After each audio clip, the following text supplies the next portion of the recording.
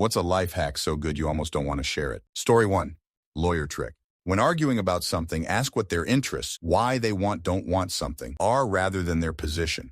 Usually it's easier to come to an agreement if you approach a conflict from this angle. Also, conceding a minor point during the argument you're right about and I don't disagree with ye tends to lessen the guard of your opposition and thus making it easier to get what you want out of them. Active listening is key as well. Story 2.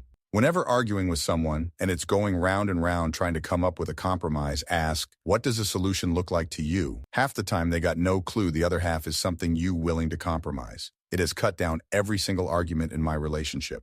Story 3. I work as a receptionist and my supervisor always asks me how our guests like me, even if they are rude to other staff. My trick is when someone is checking in that looks like a typical Karen, I always give them a compliment like, where did you get your nails done? They are so pretty. It usually works. Story 4. Gift buying tip. Ever struggle with what to get people for Christmas, birthdays, or other occasions? I keep a running list in the Notes app on my phone throughout the year. Anytime my friends or family mention something they want, we share an inside joke, or I get inspired. I jot it down under their name. When it's time to buy them a gift, I just check the list. Story 5. We have a designated spot for things like glasses, sunglasses, keys, and phones. If anyone in the house comes across any of these items, they get put back in their spot. For instance, if I see my SO's sunglasses laying about, I'll take them to the window ledge as that's where all our glasses/sunglasses go. We both know where to look for stuff that way. Pro tip, being organized is a refined form of laziness. Story 6. Sodium hydroxide, lye, totally obliterates the indestructible greasy blackness that forms when you burn a pot or an oven tray. You just put some in with water and wait. For speedy process, heat it slightly, but do not forget about it. The sticky charred mass will turn into goo and detach from the surface. Wash with water, do not touch it. Then scrub if anything is left. It should be very easy. The reason I almost don't want to share it is that lye is dangerous if used improperly. Cold solution will hardly hurt your skin, but can make you blind. Hot solution nearly instantly destroys meat and most vegetables. So be careful. Do not use this trick if you have pets, kids that could topple the pot full of this chemical. Story 7. For cooking, the idea of mise en place. It's a French phrase that means put in place. Before you start any cooking, you set up and put all your ingredients to side. Spices, sauces, all your veggies are cut and ready to put in the bowl or pan before you cook. Makes cooking 100% less stressful when you have everything ready and on hand. Story 8. A genuine looking, and I say looking because it doesn't need to actually be genuine smile. It will disarm people, making them more comfortable around you. You'll be more likely to get dates. You'll be more likely to get jobs. You'll be more likely to make friends. Your dating profile will look better. Your wedding pics will look better. Hell, your social media will look better. Learn how to smile. Look it up on YouTube. Edit. Also, people keep implying I mean constantly smile. I don't. Learn how to smile. Use it when appropriate. Story 9. Ublok Origin is a browser extension for Firefox and Chrome which blocks all ads, including ads on YouTube. Cleaning silver jewelry is quite easy. Take some warm water, aluminum foil, and baking soda. Put the silver in it, and the chemical reaction will clear it up in a couple of minutes. It does create the stink of sulfur, rotten eggs, so maybe do it outside or in an area you can ventilate. Edit. A few people commented that Ublok Origin isn't available on Chrome anymore. Firefox still allows the plugin, so you can use it with that browser, isn't it? Story 10. I tell my boss and colleagues that I have to leave on time to pick up my son. I actually drop him off in the mornings and my wife picks him up in the afternoons. But as soon as 4 p.m. hits, I'm out the door, excuse myself from meetings that are running overtime, etc. My boss has even started wrapping up meetings to finish on time to accommodate. Employer results may vary. Story 11. I was thinking about what I need to be happy and came to the conclusion that I need 3 hobbies. One creative, one physical, and one social. For social, I do board game nights weekly. This ensures I have something planned for the week to look forward to. For physical, I go to the gym, which to be honest I hate and have always hated, so I took up bouldering too. This is a great hobby because it can also be very social and it's also just fun. And for creative, I dabble in things like drawing, knitting, and other needlework. I also throw in reading here too because it can make you think and imagine. If you play D&D, this can also combine with social. I've been extremely happy since figuring out for myself. I've always had a list of hobbies I want to try, but this helps me organize them. The only reason I'd hate to share it is so certain spaces don't get overcrowded, lol, but usually the more the merrier. Story 12. I don't think this is as much a life hack as it is a pro tip, but being in the restaurant business for over 20 years now, if you go into a restaurant and their bathrooms are dirty, then get out of there. It means most likely, of course, not always, that their kitchen is just as dirty. If the general manager doesn't care about what the guests can see, he's definitely not caring about what the guests can't see, and that gets you such a higher chance of food poisoning. Story 13. Ask yourself what your ideal happy life would look like, and then isolate each aspect as an objective to work towards, always breaking down larger goals into smaller, doable steps. Makes things seem less daunting and gives you feasible objectives to work towards. Story 14. Going road tripping? Is it only 2 of you? Might make sense to grab a white panel van from Hertz US only. They're about $140/week. Unlimited mileage, they get about 19 mpg, and you can fit anything you could ever want in the back, including camping cots, coolers, camping gear, even mountain bikes. It's now kind of my thing with my girlfriend. We take a week or 2 off work, rent a panel van as our poor man's camper van, and go to national parks, Sedona, Moab, etc. Total cost ends up being about $400 a person per week. We've done it 5 times. Story 15. Before entering any difficult conversation, conflict, apology, request, etc., you should know what your goal of the conversation for yourself is. What do you want the outcome to be? How do you want this interaction to end? How do you want both parties to be left feeling? Know this first, then practice running both sides in your head a few times. Crucially, this prepares you to direct the conversation for the outcome you want, instead of just saying what you really want to say. Know your goal, and you're way more likely to reach it. Story 16. This is my learned hack for getting to know people or feeling awkward in social situations. When the conversation starts to die or needs a pick-me-up, ask what the people around you did that day. It sounds really simple, but not a lot of people get asked this question regularly, so it's likely you'll get a genuine answer and make the person feel like you're interested and invested. This is my hack for work events, family you haven't seen in ages, or a friend of a friend you just met, and your mutual friend just left you 2 alone. I think it's safe to assume it would be a good icebreaker on a first date as well. Happy friend making, everyone. Story 17. When I can't decide between 2 or 3 good options, I assign a random number to each option, then ask a friend or stranger to pick 1 or 2 or 3, then go with that. Then they don't have to think what I like because they are just numbers, and I assign them randomly. Also, to narrow down options, don't focus on what you want. Eliminate what doesn't work or you don't want. Story 18. I really don't want to share this because it saves me so much time at the noontime rush at the Costco gas station. You can almost always get gas at any pump, regardless of what side your tank is on. The driver's side pumps are always the longest lines, with the passenger side pumps regularly being 5, 6 cars shorter. Even though I have a driver's side tank, I pull into the passenger side pumps. The hose is designed to reach around your car and can be used without issue. I'm in and out of there before people in the driver's side lanes even get to the pump. Story 19. When someone tells you a story or life experience, tell them something similar or relatable you have done, but you have to tone it down sometimes and make seem similar, but not as cool or better as not to appear to be one-upping people. Be relatable without sounding like you're bragging or one-upping. Story 20.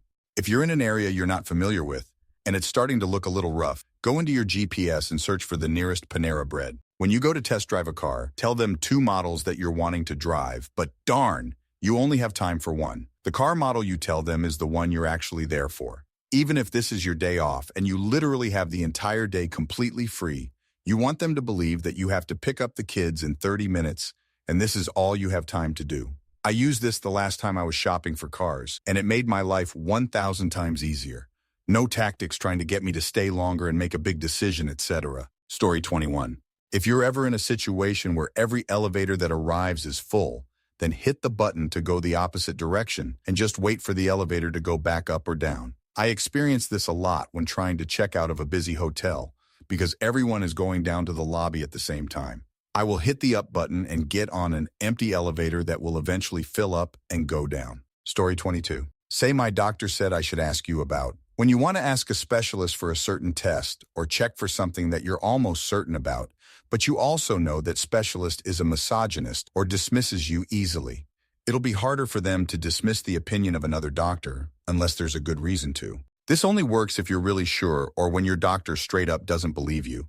Because, for example, you don't look like you're in enough pain for that. Or, I couldn't find anything so far, so it must be in your head. Also, calling up radiology an hour after the doctor has sent in a request for a scan for an outpatient to be planned within 6 weeks. I would say that I wanted to make sure it wouldn't overlap with another hospital visit, and they'd plan it right then and there at the soonest date available. This means I just got planned first out of a whole pile of requests that they probably still have to go through, and it often shortened the waiting time by a week or so. This is super unethical because you can't decide or know that you're more important than other patients. But my MRIs had been forgotten 3 times, making me wait for months while being bedbound and only able to sit upright for an hour per day. The reason I always had to wait a month for scans was because it's not cancer, as my neurologist said. Even though it's known that the longer they waited, the harder it would be to treat, and less likely that treatment would be successful. But because what I had is rare, there's no protocol for the time delay, so I had to wait a month and another month when they forgot about me. It was a spontaneous cerebrospinal fluid leak in my back that ended up needing surgery after a year of delayed scans and 2 attempted blood patches. Story 23. For public speaking where you have to look competent and relaxed, but you may be nervous. While you're waiting to go on, force yourself to yawn. You'll look relaxed to those around you, and it does signal to your body that you're okay. We tend not to yawn when we're in danger. It's also a sneaky way of taking a really deep breath. If you're one of the people who can do this on command and not look cross-eyed, blur your eyes while you're speaking. It makes the audience become an indistinct mass. If your hands shake, hold something in your hand, not paper. That will make it worse and more visible.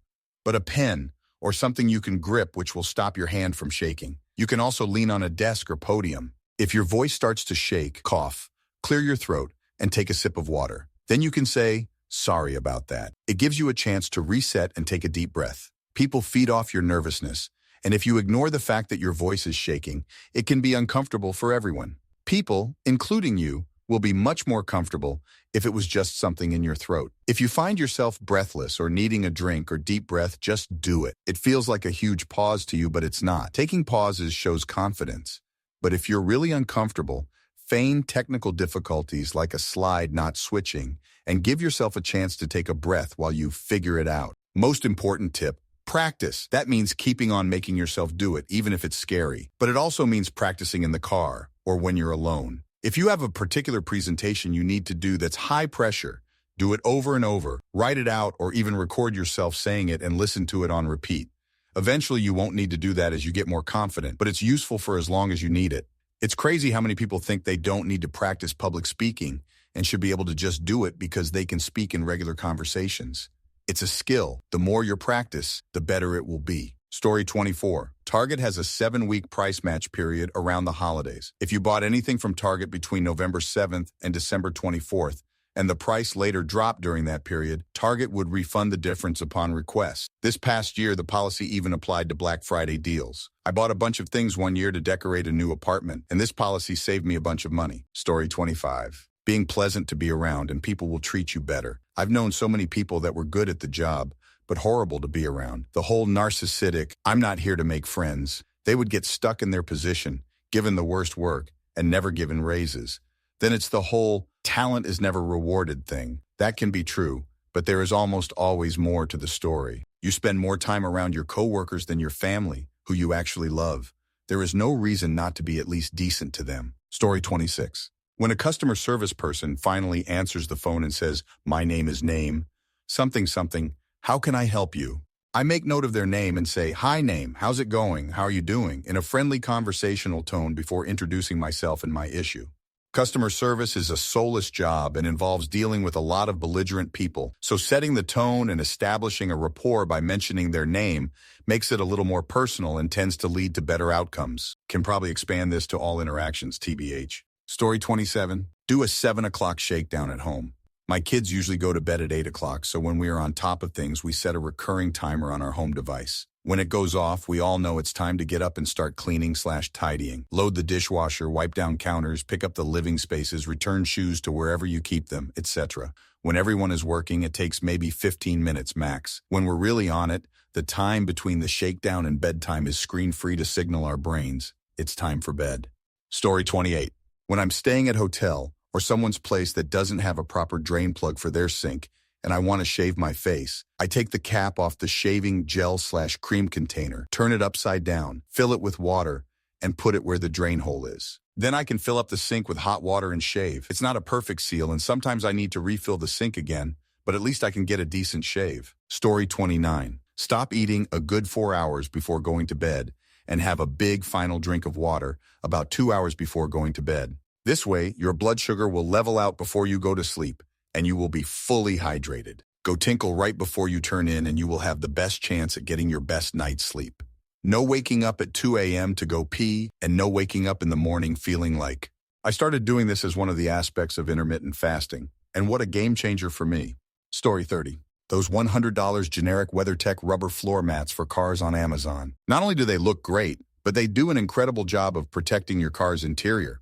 They can be used if someone starts to throw up in your car, LOL. Stepped in dog poop and didn't realize it? Hose it off. Stepped in gasoline and oil and didn't realize it? Hose it off. Someone about to throw up in your car? Aim for the floor mat, take the floor mat out, hose it off. Every car I've owned for the past 5 years has them in the front and rear seats, and I also buy the one for the trunk, LOL. Story 31. If you date someone and are invited over and their house is super messy, end it immediately. Walk, abort mission, walk away, clean break. There is no larger flashing red flag in the entire lexicon of human actions and behaviors.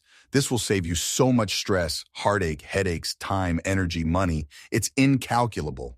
Story 32. NAC is basically cheating when it comes to drinking alcohol. It is a dirt-cheap antioxidant, which dramatically reduces the impact alcohol has on your liver, both massively reducing hangovers and preventing liver damage. I'm in my 40s, and taking this one small pill has basically eliminated my hangovers. I honestly believe the reason why it's not promoted more widely as an alcohol hangover cure is because health institutions know people will drink far more with it if they know they won't be hungover the next day. Story 33. This is a tip I got from a journalist. After asking someone a question, pause in silence for a moment after it seems like they finished answering. Usually they'll share more information or elaborate on their answer because people feel uncomfortable in silence and will try to fill it. But just for a moment, and only when you think there is more to learn. Don't be a weirdo and sit silently after you ask someone about their favorite pizza toppings. Story 34. You feel because long ago, on the first day of my first college psychology class, the professor told us to pay attention because he was about to tell us something that would change our lives for the better. And if we only learned or retained a single thing from his class, this is the thing we'd want to remember. You feel because, essentially, he stressed the importance of listening and validating people when you're speaking with them. So, as you're talking with someone who is telling you something about themselves or their day or whatever, you show your understanding and empathy with some variation of I understand, you feel X because Y. For many people, such expression of empathy comes naturally. But if it doesn't for you, this 3-word shortcut will make a huge difference in your interpersonal relationships. You feel because, story 35, no one's going to see this, but one stretch of highway in my town is always gridlocked. The entrance to the freeway that I use is a dedicated entry/exit lane. I get on the freeway and immediately off, bypassing all the traffic. Then at the exit, I go straight through the stoplight, bypassing probably 5 minutes of sitting in traffic. I've only seen one other person do this. My son calls it the shortcut. Story 36. Another life hack that few people know about. If you have family members that are elderly or disabled, or dependent on electricity for oxygen or CPAPs, and if having no heating is life-threatening, get a form from your electric company and have your DDR sign it. Turn it into the electric company to make your house exempt from rolling blackouts. Story 37. Wear a law school shirt when going through TSA. I've been waved through security 100% of the time doing this. IAB tested it on several trips, alternating wearing a regular shirt and RE law school one. I tested each airport 3 times going both ways, and it worked 100% of the time. Cops also think twice or even 3 times before pulling you over with a law school plate mount. Haven't been able to test this, though, because I've never been pulled over. Story 38. These are all early parenthood related. The lasagna method of crib bedding is a sanity saver at 1 a.m. Mattress, waterproof cover sheet. Waterproof cover sheet. Possibly a 3rd layer of waterproof cover and fitted sheet. Big blowout or spit up. Strip the soiled top pair. Throw it in a pile to deal with once the sun's up. Settle baby and get back to sleep. When potty training, line the bowl of the toddler potty with a diaper or puppy pads to make cleanup faster and easier until you move to the big potty. Onesies and sleep dresses can be pulled down in case of blowouts, but you can also put them on from the bottom. This is especially helpful in the early weeks when they have absolutely zero head control. Story 39. Get Tupperware. Then line it with paper towels. Put your fresh veggies in it and cover with a paper towel. It's the water from condensation that causes veggies to go bad fast. About every 4 days, wipe out the container and replace. This is great for a single person who does not like to shop and may not want to eat the same veggies every day. Mushrooms last so much longer now. Story 40. If it takes 1 minute or less, do it now. Examples: picking something up, putting it away, wiping the counter, hanging up the coat that's sitting there. If it takes 5 minutes or less, you can still probably do it now. Examples: emptying the dishwasher, washing a dish, taking out the trash. If you're running out the door, you obviously might not be able to do these things. It's a game changer to keeping the house clean and tidy. Instead of always thinking I'll do that later, I ask myself if it'll only take a minute, and I typically just do the thing. Story 41. When meeting new people, or if you're just socially anxious, use journalism question words. Who, what, when, where, why, how. To get someone talking about themselves, don't ask yes/no questions that lead to a one-word response. Do you like traveling? No. Instead, ask where they would like to travel. Oh, you don't like traveling. Why? It's the easiest icebreaker. Bonus points if you ask things you've already thought about so that you can offer your answer to build rapport. I haven't traveled much, but I'd love to go to Italy and see that naked man statue in Florence. Story 42. I'm disabled and can't stand for more than a couple minutes without losing feeling in my legs or being in extreme pain. I wasn't able to help my hubby cook, etc. So now I bring all the prep stuff to the kitchen table and sit and do it there, including a scraps container. Or I work on sides there whilst he does the main part of our meal. It helps my hubby and makes me feel a little less useless. Story 43. When my brain is going a million miles an hour and I can't sleep because I'm stressing and worrying, I've learned to do this. Acknowledge the stressor or worry to my brain. It's literally a conversation I have with myself. Like, okay, brain, I get that you're worried about this thing. I hear you. Then I tell myself that I've got 5 minutes to think and worry about it all I like. I focus on it. After that time period, I consciously ask myself, after all that thinking time, there anything I can do about this right now at 2 a.m.? The answer is usually always, no, it's 2 a.m. So I say to myself that there is no point wasting energy and stressing over it right now. I reassure myself that when I am in a position to do something about the problem, I will. So basically I converse with my brain like I would a small child. I acknowledge brain's issue. I give brain's issue consideration. I reassure brain that although we can't fix this immediately, we can and will fix it when we can. And this almost never fails in halting the anxiety-driven racing thoughts that stop me from falling asleep. Story 44. Buy each of your kids hardcover drawing books. Every now and then pull them out and ask them to draw you a picture and write their name if they are able to, and then you write the date. They will over time show you their drawing abilities as well as their handwriting. At some point, have them decorate the cover of the book. You can get these art books at Barnes & Noble for cheap. Story 45. If you want something out of a particular conversation, you can do what's called a conversation map. It's a trick that the CIA uses to get information without people picking up on what's happening, and it effortlessly controls the conversation without the other person realizing that it's anything but their own idea. Basically, you sit and start a conversation on paper with a simple greeting, like hello. You can assume the other person is going to do any number of things, write them all down, even unlikely scenarios, because preparation is key here. Now, every single line of dialogue that comes from the other person, write it down as potential responses, then come up with your response to each of them. Follow this route for every single exchange of words and use it to guide the conversation where you want it to go. If you plan this correctly, you can have a map that extends 6 or 7 exchanges, and by then, the conversation is completely under your control. The further you go, the better. But it gets really hard to plan that far because it takes a lot of memorization. Essentially, you've just created a conversation where you've taken the free will from the other person, and they don't even know it's happening. Story 46. Clean the kitchen as you cook, such as washing dishes, rinsing dishes, placing dishes in dishwasher/wiping down areas in between cooking tasks. Also the same as tidy as you go. Every time I come home, I tidy the room I'm walking through, or when I'm feeling restless or bored, I spend 10 to 15 minutes tidying or cleaning something so I can earn more lazy time. Story, $47 money hint. If you're on a strict budget but decide to splurge, whether on fast food or buying something to wear or anything else, then something happens that you don't indulge yourself. The drive-through queue is insanely long. The shop assistant says they don't have your size. Your mates cancel the night out. Act like that money has gone and transfer it to savings. You've already decided how to force your budget to accept it. You've already worked out what to sacrifice in order to get that treat. So you know you can do without that money. You would be doing without that money except for bad luck. So turn the bad luck into good savings. Story 48. Want to make a quick note, especially a reminder to do, and you're in bed, trying to wind down. Type a message to yourself. I like to close my phone quickly as I press send because then in the morning my message icon will be showing I've got an unread text. I'm ADDD with an extra poor memory. If I type things into the Notes app or something similar, I'd probably forget all about it. Story 49. Exercise extends and enhances life. Most people hate to exercise. Here's the trick that your parents won't teach you, and you won't learn in school.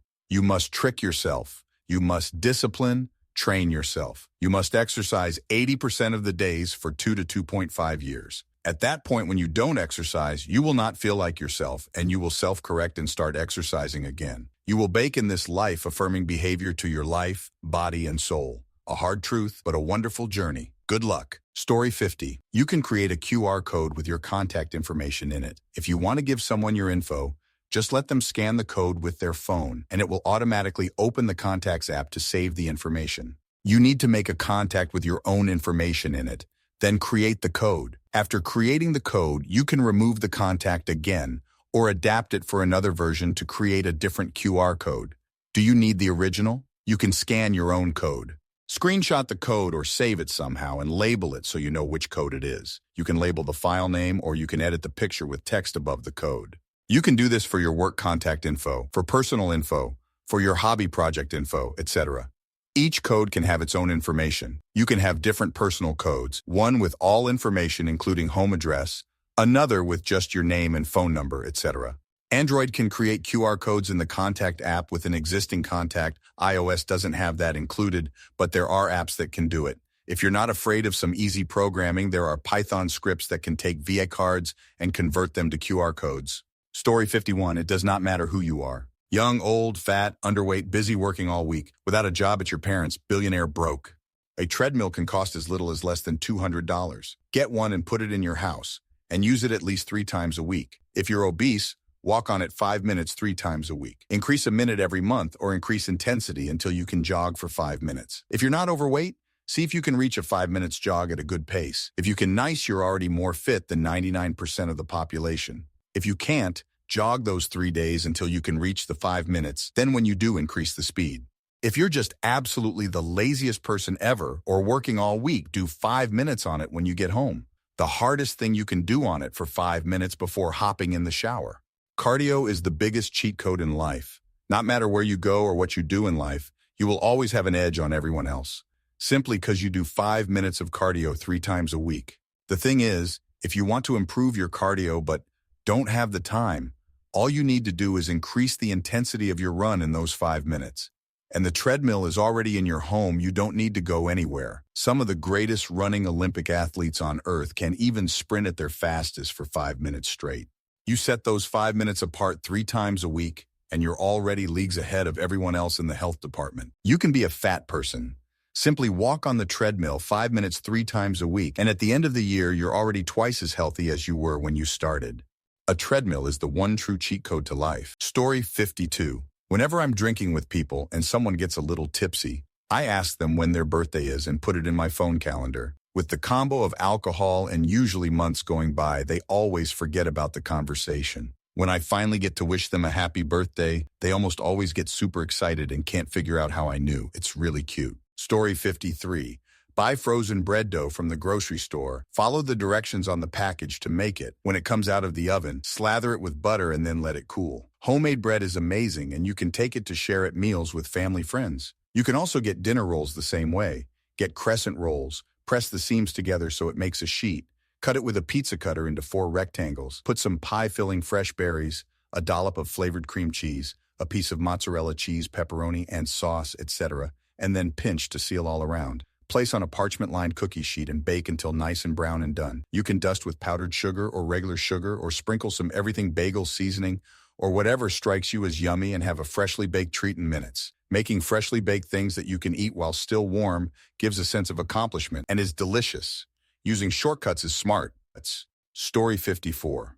When dealing with someone who is very angry or yelling, call them boss if they're a guy or my friend if it's a woman. People who are very angry are frustrated and want to be heard. It is best to be quiet and listen, agree with them, nod your head and show genuine concern and understanding. Say things like, I totally understand, or I would feel the same way. De-escalates the situation better than you would expect. Story 55. Modern code and text editors keep persistent saves through auto-saving.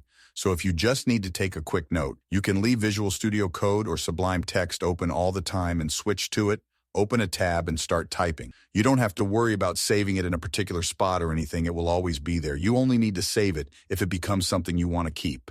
You don't need to be a programmer. Just Ctrl+N and start typing. The tab title is usually the first bit of text, which helps keep track of it as well. I use this for phone numbers, account numbers, and various things I used to scribble on the backs of junk mail. Story 56. Kind of boring compared to some of these, but I have 2 garbage cans in the kitchen. One for actual garbage and one for recycling. I use a fabric laundry bag as a trash bag for my recycling. Makes it much easier to take to the local depository. No single-use plastic. And when it starts getting funky, I just launder it. Such a simple thing. But I swear it's made my life way easier on trash day. Story 57. I have created a dashboard on an app for different categories like healthy cooking, travel tips, fitness, and Miss C. Whenever I see any useful reel on Instagram/YT for any of these categories, I copy the link and paste it under the relevant section with heading and a small gist of content if time allows. This dashboard serves as a centralized resource for anything I might want to access later or want to remember. For X.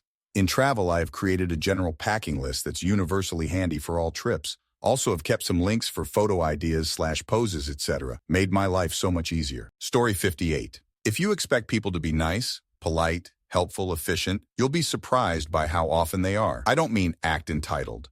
I mean treat people well, smile at them, and show some interest or sympathy about their day. Even if a retail or service person is having a rotten day and they're a bit unpleasant when first dealing with you, if you can acknowledge that it's super busy, or if you can genuinely say, "No rush, I'm happy to wait," it will often turn their attitude around. Compliment people. You can usually find something to compliment about their appearance. Make yourself be friendly and polite. I discovered this whilst working for a major bank. If you've had a row at home, if you had a rotten commute to work, then the first few customers you serve, force yourself to smile, to act as if you really want to be there, compliment them, or notice them as a human being. You will almost inevitably lighten your own mood, and by smoko, you might actually start to be in a good mood. It makes the day go more quickly, and it's better for your mental health as well as your career. These days I'm a DSP and rarely go out, so when I do, it's usually because I have to, often for no good reason, and I'm often in pain. I also have clinical depression, so it is a battle to be all, "Oh, yay, how are you? That's a pretty top," with a smile, but if I force myself, the day does go better. It works often enough that I keep doing it anyway. Story 59. Save gift bags and unripped tissue paper from birthdays, holidays, etc. to reuse at a later date. I got in the habit of doing that in my early 20s when I was super broke, and the cost of a nice gift bag made a real impact to my bank account. At events and celebrations, I would always pitch in with the cleanup by gathering up all of the bags and tissue paper, and then would ask the host's recipients if they wanted to keep the bags or throw them out. If they said to throw them out, I just keep them. At age 35, I haven't bought a gift bag in years, and I always have one in a pinch. Story 60. If you are lazy like I am, make plans expecting you'll be lazy when those plans come around. Example, I hate physically exerting myself. To get lawn care addressed, I bought a riding lawn mower. I can do the entire yard while smoking a cigar. That nicotine addiction is now associated with lawn care. My internal conflict is now whether I should have a smoke and not mow the lawn. As any lazy person will tell you, not doing something is way easier than doing something. Example 2. My laziness means I need a job where it is mostly my mind that is needed. I have that, so I got into IT. Now I'm a successful programmer and have plenty of sitting every day. I actually need to get up and move around a few times a day to avoid cramping up. Example 3. I can get a little chubby since I barely move each day. Instead of going to the gym and getting all sweaty, I do intermittent fasting. I feel way better on a fast than any other time. It is as simple as choosing to not do something, eat, instead of doing something, gym. Twist the conflict and it works nicely to receive the intended outcome. I play myself all the time. I know me better than anyone, and I know I am super lazy. I won't commit to something knowing I will dread it and then just not do it. I have a caffeine addiction, just because getting up in the morning is so hard. When I have the promise of a coffee, if I get out of bed and clean up, it is all a lot easier. Story 61. If a movie theater with assigned seating is almost full and there are only bad seats left, go ahead and order the tickets for the bad seats. On the day of the movie, once you get to the theater, pull up the ticket purchasing screen on your phone and see if anyone with better seats may have canceled their tickets. There almost always will be some open seats at this point. Without buying the new tickets, just sit in those better seats and then just keep the tickets for those better seats in your online shopping cart until the movie starts so that nobody can purchase them. Most theaters lock these seats if someone is in the process of buying them. Most movies theaters will lock the purchasing of tickets a few minutes before the show starts to prevent disrupting the movie. Once it's closed for purchase, you're all set to stay seated there. Story 62. I don't have to use it anymore because it's no longer in walking distance of work. Some Burger King chains give free any size fries with any purchase over $1. If you have rewards points and don't care about soda, you can get a full sandwich and large fry plus water for $1 if you use rewards for a meal item, but add $1 worth of stuff. Like lettuce and tomato count, I've spent $1 plus tax on a full large meal. They also occasionally hand out $1 Whoppers and other meals just for events. Story 63. Whenever you take off any article of clothing, do a pocket check and take everything out of your pockets and put them in the appropriate spot. I used to destroy so many pairs of earbuds from them going through the washing machine, or be late for something because I had to find my keys and wallet. Then I started doing pocket checks, and it's second nature to me now, like putting on a seatbelt. Story 64. I simplified my life in every way possible. This was a process, but every month I tackled one new thing. No more postal mail. I unsubscribed from every mailing list for everything humanly possible, and then gave my husband the job of sorting mail. I told him not to give me anything unless it looks like a check. I only go through the things he gives me once a month. I sold or threw out every towel and set of sheets in my household and bought all new ones in all white. If anything gets a stain, I can bleach it. Same goes for underwear, socks, bras, and dish towels. I sold or threw out every drinking glass and dish in my household and bought a whole new set of matching stuff, clear glasses and all white dishes. I sold or threw out all my cutlery and bought a new matching set. I bought a new matching set of cookware and bakeware and sold or threw out all my old stuff. The same goes for cooking utensils, kitchen gadgets, toaster, can opener, blender, plastic containers with lids, and knife block. I went through my closet. I had my sister hold up one article of clothing at a time on hangers. If it's something I wear all the time, I said keep. If it's something I hadn't worn in years, I said sell or donate. Anything that didn't sell on eBay, I donated. I bought a cube shelving system from IKEA with fabric baskets to fill each hole. I labeled them all. One has all my household items like hammer, nails, packing, tape, drill, sewing kit, etc. The next one has all the pet supplies. The next one has gift bags, greeting cards, wrapping paper, tissue. The next one has all the mismatched socks from the laundry and odd things that go with missing pieces. The next one has office supplies, batteries, and small oddities like a baggie full of old keys and new key rings. The next one contains light bulbs. The next one is extra bathroom supplies. I bought clocks for every room in my house and put new batteries in each one of them. I went through boxes of papers and threw out everything except only something really important like a birth certificate, and all those really important papers went into a fireproof box. I threw out every piece of sleepwear, and using the one pair that I truly loved, I bought 20 new pairs of pajama pants and 20 new cotton t-shirts, all the same. I threw out old blankets, rugs, and placemats/tablecloths and bought all new. I paid a house cleaner to come and spend an entire day at my house cleaning everything from top to bottom, the best $500 I ever spent. Then I had my carpets cleaned.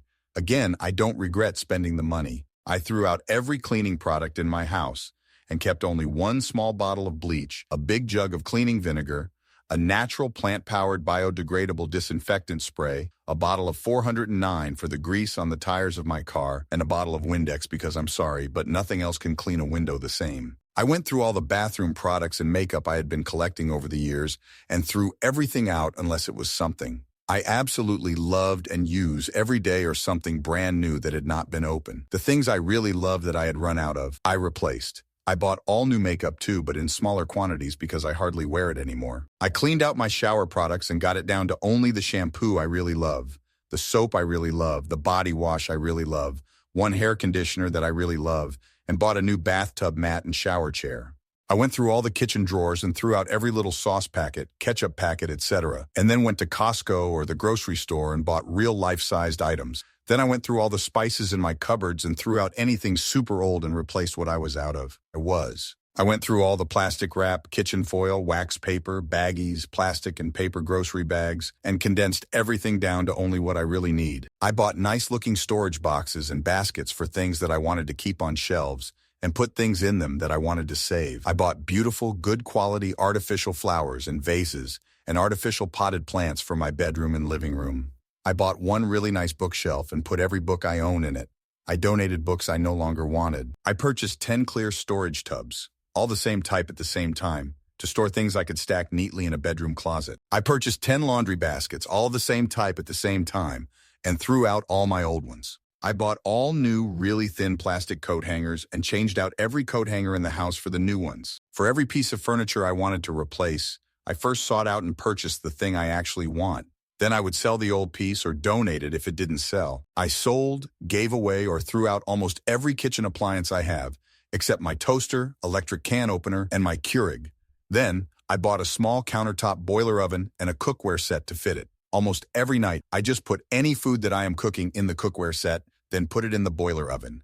Turn it on for 30 minutes and dinner is done. To lose weight, I changed every single meal into a liquid meal, except dinner. I drank protein shakes for breakfast, ate brothy soups for lunch, and for dinner I had meat and roasted vegetables every night. Sometimes I throw in a little chopped potato, or I bake a potato and eat half one night, and the other half a few days later. Doing this for a month, I lost 20 pounds. Every time I got paid, I transferred $100 into my Roth IRA, and I invested it in SPY. I did that all year, and now I have 3-4 months savings. I use Robinhood in case you want to know.